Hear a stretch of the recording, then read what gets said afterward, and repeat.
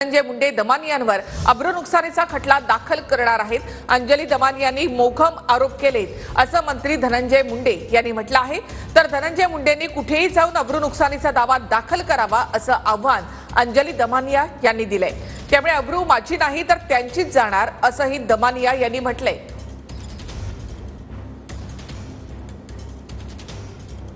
दमानियाने बेछूट आरोप केल्याचं धनंजय मुंडेंनी म्हटलंय।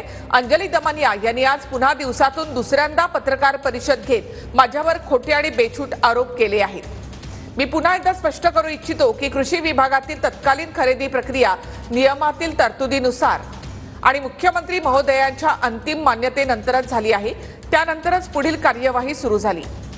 यासह इतर अनेक मोघम आरोप करणाऱ्या दमानियाताई यांच्यावर मी लवकरच फौजदारी अब्रू नुकसानीचा दावा ठोकणार आहे।